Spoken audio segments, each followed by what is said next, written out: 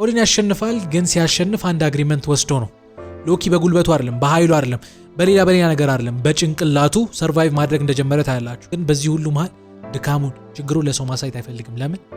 ምክንያቱም ያለችው አቅሙ እሷ ነች፣ ሾው ማድረግ ነው። እሱም አረንጓዴ አይኑ ቀይ የነበረ ፎስተር ጃይንት ነው እና በዛ ይበሳጫል። ማን ነኝ? ለምንድን ነው እዚህ የመጣሁት? ይሄ መልክ እንዴት አገኘው? እኔ ከቶር በላይ የአባቴን መንግስት እወዳለሁ። ስለዚህ ምፈልገው ከሱ እኩል ትሪት አድርጎኝ ነው። ሄይ ጋይስ እንዴት ናችሁ? ሁሉ ሰላም ሎማን ፊራ ነኝ። ዛሬም እንግዲህ ሳምንቴን ጠብቄ እንዲሁ አዲስ ሀሳብ ሼር ላደርጋችሁ መጣሁ። ሳምንት አሪፍ ሄደ ነው። ስራ፣ ትምህርት ሁሉ ሰላም ነው ብዬ ተስፋ አደርጋለሁ። በዛሬ ቪዲዮአችን ላይ ላነሳላችሁ የፈለኩት ሀሳብ እንግዲህ ሰሞኑን የሆነ ሲሪየስ ጀምረናል። ከታኖስ ጀምረን ቪለን የሚባሉ እነዚህ መጥፎ የሚባሉ ካራክተሮች ምንድነው መጥፎ ያደረጋቸው? ምንድነው መነሻቸው? ምንስ ነው ግባቸው? የሚሉ ነገሮችን ለማንሳት እየሞከርን ያለ ነው። በዛሬ ቪዲዮአችን ላይ ደግሞ ላነሳላችሁ የፈለኩት ካራክተር በጣም ፌመስ የሆነው ካራክተር ነው። እስካሁን ካወራኋቸው ምናልባት ብዙ ተወዳጅ የሆነው ካራክተር ነው ብዬ አስባለሁ። ብዙዎቻችሁ ሎኪ የሚባለውን ካራክተር ታውቁታላችሁ ብዬ አስባለሁ። ሎኪ ምን አይነት ካራክተር ነው? ለምንድን ነው ያደረጋቸውን ነገሮች ያደረጋቸው? እንግዲህ ይህንን ታሪክ ማነሳላችሁ በራሱ የራሱ ሲሪየስ እንደተጀመረለት አውቃለሁ። አይ ቲንክ ሁለተኛ ሲዝን ላይ መሰለኝ ያቆመው አሁን ያለው። እኔ የመጀመሪያውን ነው ሎኪን ለመጀመሪያ ጊዜ ያወቅነው ቶር የሚለው የመጀመሪያው ፊልም ላይ ነው አይደል? ከዛ ፊልም ተነስተን ሎኪ ማን ነው፣ ምን አይነት ካራክተር ነው ያለው የሚሉትን ሀሳቦች እናያለን። ለዚህ ቻናል አዲስ ከሆናችሁ የቻናል በዋናነት መጽሐፍና ከመጽሐፍ ጋር የሚገናኙ እንዲሁም ከስንት አንድ ደግሞ እንደዚህ ከፊልም ጋር የሚገናኙ ሀሳቦች የምናነሳበት ቻናል ነው። እንደዚህ አይነት ኮንተንት እንደዚህ አይነት ቪዲዮ ከተመቻችሁ ቪዲዮዎችም ስለቅ እንዲደርሳችሁ ሰብስክራይብ እንዲሁም የደወል ምልክት በመጫን ቤተሰብ መሆን ትችላላችሁ። ሰው እናውራ አይደለ? ሎኪ ማን ነው? ስለነ ሎኪ በደንብ ለመረዳት እንግዲህ አሁን ሎኪን ለመረዳት ሎኪን ብቻውን አይደለም ማየት ያለብን። ወደኋላ ትንሽ መለስ ብለን በፊልሙ መሰረት የዓለማችን ምን አይነት ዓለም ነች የሚሉትን ነገሮች ከማውራት ልጀምር። እንግዲህ ይህንን ሲኩዌንሱን እያዘበራረኩም ሊሆን ይችላል፣ ግን የፊልሙን ማዕከላዊ ሀሳብ ነው የምነግራችሁ። በፊልሙ መሰረት ዓለማችን 9 የተለያዩ ሬልሞች አሏት፣ ወይ ደግሞ 9 የተለያዩ ብራንቾችን በላቸው እንደዚህ አይነት የተለያዩ ሬልሞች አሏት እና እንደውም ፊልሙ በዛፍም ይመስለዋል፣ ዛፍና ቅርንጫፍ አድርጎ ይመስላችኋል። 9 የተለያዩ ሬልሞች ያሉት ወይ ደግሞ 9 ፕላኔቶችም ልትሏቸው ትችላላችሁ። ብቻ የተለያየ ፍጥረት የሚኖርበት የተለያየ ስትራክቸር ያለው ሬልም ነው። በቃ የምንኖርበት ዓለም በእነሱ አገላለጽ እንደዛ ነው እና እርግጠኛ ነኝ እንግዲህ የተወሰኑትን በስም ሰጣችሁ ታቋቸዋላችሁ ብዬ አስባለሁ። የተወሰኑትን ሜንሽን ለማድረግ ያህል የመጀመሪያው ብዙዎቻችሁ በስም የምታውቁት አስጋርድ የሚባለው ሬልም ነው ወይ ደግሞ አስጋርድ የሚባለው ፕላኔት ነው ብለን እናስብ። ያ ፕላኔት ማለት ቶር የወጣበት ነው። ኦል ፋዘር የሚባለው እንግዲህ ታላቁ አባት የሚባለው የሁሉ አባት የሚባለው ኦዲን ከዛን የወጣው። ሎኪም እንግዲህ አብዛኛውን ህይወቱን ያሳልፈው የኖረው እዛኛው ግዛት ውስጥ ነው። እንግዲህ ካሉት ከ8ቱ ሬልሞች ወይ ከ8ቱ ፕላኔቶች ይልቅ በጣም ጠንካራ የሚባለው።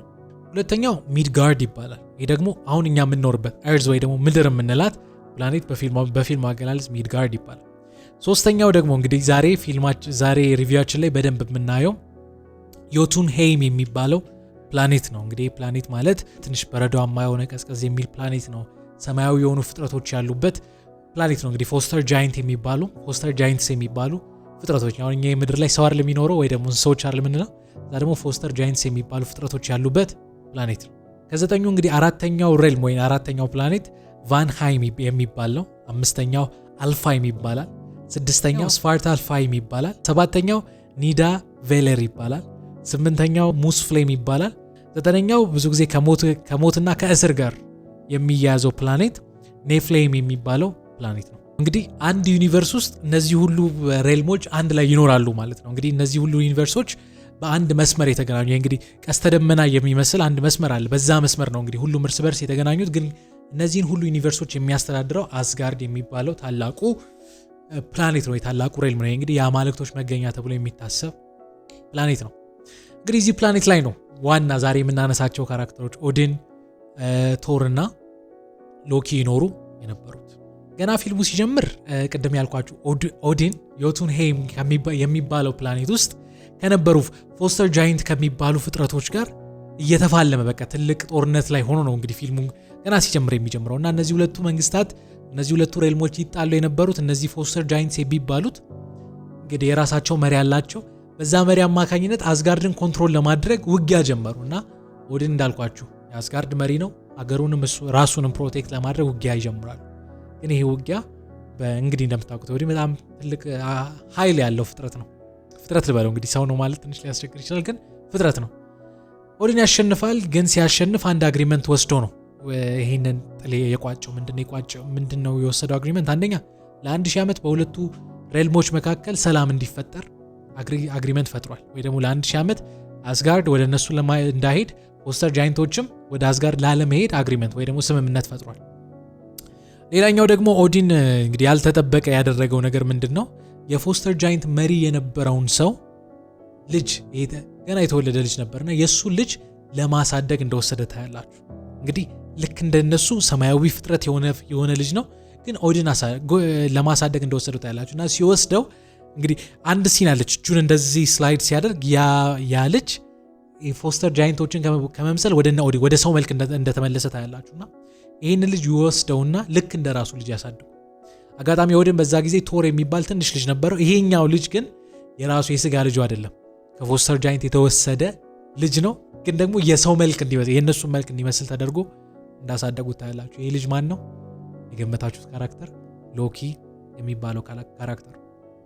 ሎኪ የኦዲን የስጋ ልጁ አይደለም፣ ግን ያሳደገው ልጁ ነው። እና ልጅ እየነበሩ ስታዩ እንግዲህ የነበራቸውን ካራክተሮች ስታይ ቶር ትንሽ የተረጋጋ ዝምተኛ የሚመስል ካራክተር ነበረው። ሎኪ ግን ቀልጣፋ ነው፣ አክቲቭ ነው፣ የሆነ የሚንቀለቀል አይነት ልጅ ነበር። እንግዲህ ፊልሙ ላይ የምታዩት የሎኪ ካራክተር እሱ ነው። ግን ሲያድጉ ብዙ ነገሮች ትንሽ ኢንቨርስ ይሆናል። ምንድነው የተቀየሩት? አንደኛ ቶር በቁመና በመልክም በስትሬንግዝ በጡንቻ በኃይልም ከሎኪ በላይ በጣም ጠንካራ ሆኖ ነው ያደገው። ምክንያቱም ያሉበትን ፕላኔት ጠንካራ የሆኑ ሰዎች ያሉበት ፕላኔት ነው። ለአባቱም ቅርብ የነበረ ነው። ከዛ በላይ ደግሞ የስጋ ልጁ ነው። ሎኪ ባያቅም በዛ ሰዓት የስጋ ልጁ ነው። ስለዚህ በጣም ትኩረት ነበር። አባቱም ያቀረበው ለስልጣን የሚያስበው ቶርን ነበር። ሎኪ ግን ብዙም ትኩረት ያላገኘ ልጅ ሆኖ አደገ። ሎኪን እዚህ ፊልም ላይ እንዴት ነው የምታዩት ታውቃላችሁ? ሚድል ኪድ የሚባሉ ልጆች፣ መሀል ላይ ያሉ ልጆች፣ ታላቅ አይደሉም ታናሽ አይደሉም፣ መሀል ላይ ያሉ ልጆች ያላቸው የሚሰማቸው ስሜት እየተሰማው ያደገ ልጅ ነው። ትኩረት ያላገኘ ልጅ። ቶር ላይ ነበር ትኩረቱ፣ አቴንሽን የሚሰጠው ለሱ ነበር። የቤቱ አንደኛ ቶር ነበር። እና ሎኪ በህይወቱ በቃ የሚፈልገው አንድና አንድ በጣም የሚገርማችሁ ነገር እንደውም at some point ስልጣን አይፈልግም ሎኪ፣ ገንዘብ የሚፈልገው በቃ የሆነ አቴንሽንም እንኳን የሚፈልግ አይነት ሰው አይደለም። የሚፈልገው አንድና አንድ እኔ ከቶር እኩል ትሪት መደረግ እፈልጋለሁ፣ እኔም ከሱ እኩል ነኝ፣ እኔም እንደሱ አቅም አለኝ፣ በቃ እንደዛ ትሪት አድርጉኝ የሚል አይነት ልጅ ነው። ይህ ነገር እንግዲህ እንደምታውቁት ቤተሰብ መካከል ወንድምና ታላቅ ወንድምና ታናሽ ወንድም መካከል ጥልን ይፈጥራል። ይሄ ጥል መች መሰላችሁ የተገለጠው? አንድ ቀን ኦዲን በእድሜ እያረጀ ሲመጣ የእሱን ዙፋን እንዲረከብ ቶር ስልጣን ሊያገኝ ያለበት ቀን ይመጣል እና ያኔ ቶር ስልጣን ሊወስድ ሲል ድንገት እንዴት እንደሆነ አይታወቅም የአስጋርድን ዲፌንስ ሲስተም ወይ ደግሞ የአስጋርድን መከላከያ አምልጠው እነዚህ ፎስተር ጃይንት የሚባሉ ሰዎች ስለ ቴሰራክት ነግሬያቸዋለሁ አይደል? ከኢንፊኒቲ ስቶኖች መካከል አንደኛ ሰማያዊ ስቶን ማለት ነው፣ ስፔስ ነው የምትቆጣጠረው፣ እርሱ የነበረው አስጋርድ ውስጥ ነው። እና ያችን ለመስረቅ ፎስተር ጃይንት የሚባሉ ፍጥረቶች መጥተው ዲፌንስ ሲስተሙን አልፈው ይገባሉ እና ተከላከሉ። ግን ደግሞ እንዴት ገቡ የሚለው ነገር አይምሯቸው ላይ ጥያቄ ይፈጥሯል። በጣም የሚገርማችሁ ነገር ይሄ ጥያቄ ብዙም ሌሎቹ ጋር እንደው ኦዲን ምን አለው በቃ የሆነ ዲፌንስ ሲስተማችን ላይ የሆነ ችግር አለ እናስተካክለው ብሎ ነው ያሰበው። ግን ቶር እንዳልኳችሁ ወጣትነት አለው እልህ አለው። በቃ እነዚህን ሰዎችማ ሄጄ ልክ ማስገባት አለብኝ ብሎ እንደተነሳ ታያላችሁ። ያኔ ኦዲን በምንም ታምር አይሆንም እንግዲህ አይሆንም በቃ ሰላም እንፍጠር የሚለውን ነገር ለማስረዳት ይሞክራል። እንግዲህ ቶርን ታውቁታላችሁ፣ እልህኛ የነበረ ሰው ነው። ተመለሰ። አብረውት የነበሩ ጀነራሎች ልክ እንደሱ ተዋጊ የነበሩ ሰዎች ነበሩ። እዛው እርስ በርስ ተመካከሩ። በጣም የሚገርማችሁ ነገር የአባቱን ምክር ሰምቶ ነበር፣ ግን ሎኪ አይምሮ ውስጥ አንድ ሀሳብ ጨመረ። እንግዲህ ነገረኛ የነበረ ካራክተር ነው ብያቸዋል። ቅናተኛ ነው፣ ነገረኛ። ምን ይጨምራል እንግዲህ የእሱን ትእዛዝ አልፈን ብንሄድ ምን ችግር አለው ይልና አይ ግን ዝም ብዬ እንደ ሀሳብ ነው ብሎ ለማስቀየስ ይሞክራል። ቶር ያንን ሀሳብ ይዞ ሎኪንም ይዞ ሰራዊቱን ይዞ ወደ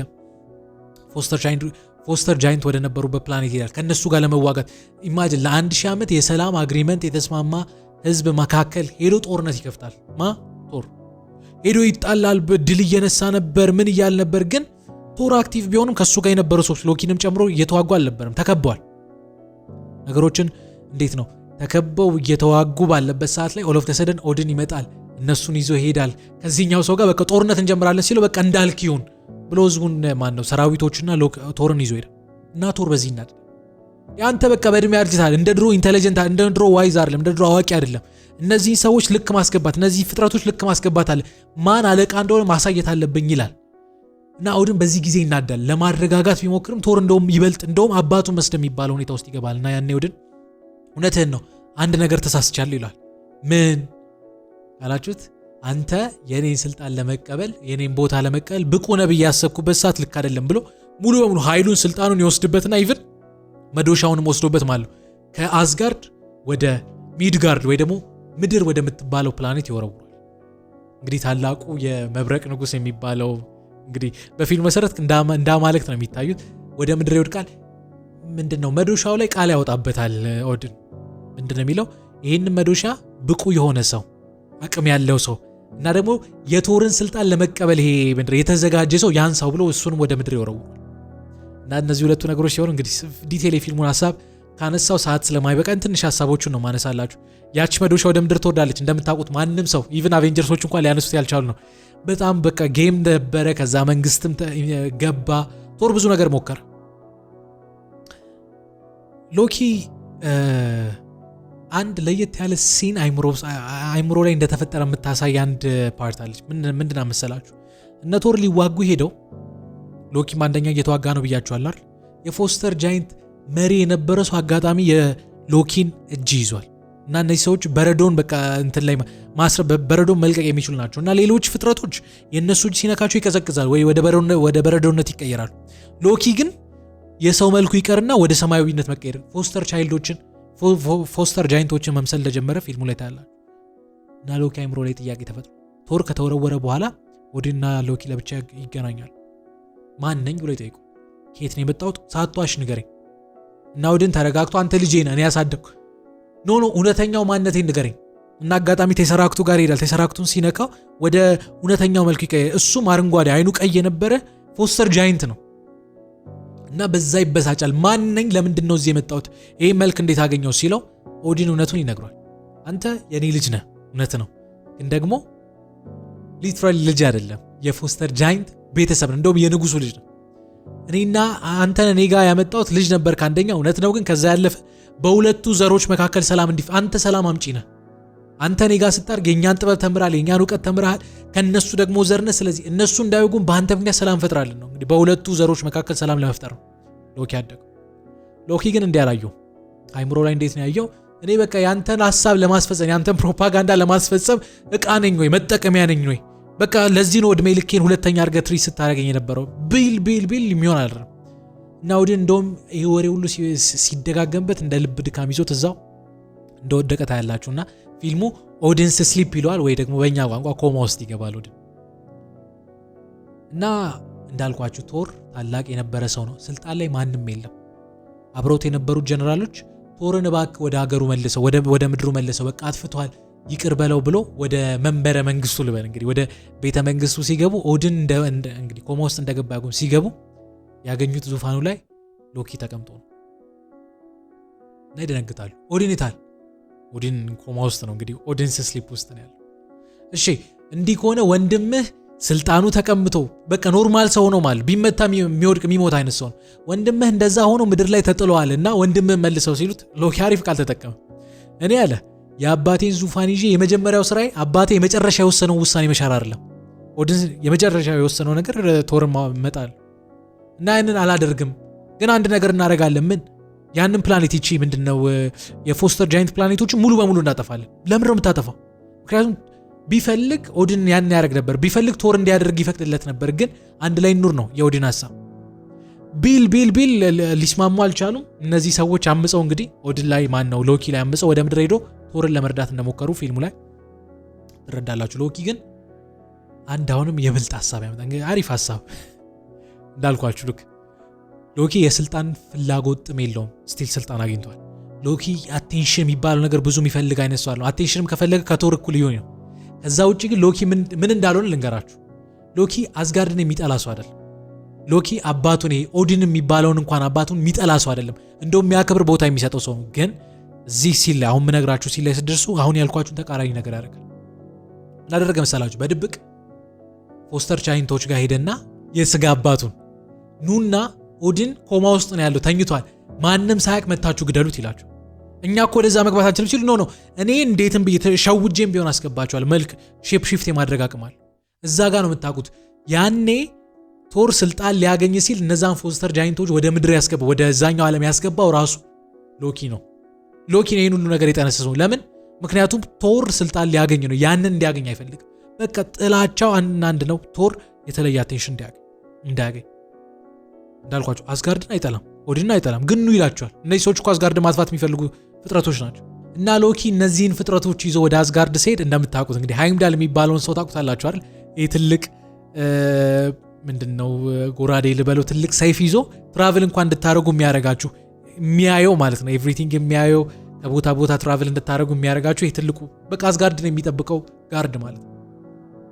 ሎኪን ያገኘዋል እና ምን እንዴት በእኔ እይታ እነዚህ ሰዎች አምልጠው እንደገቡ አላቅም ይለዋል። እንግዲህ ገና ፎስተር ጃይንቶች እንደመጡ አያቅም፣ እንደመጡ አያቅም። የሆነ ሰው ማጭበርብሮኛል አለ።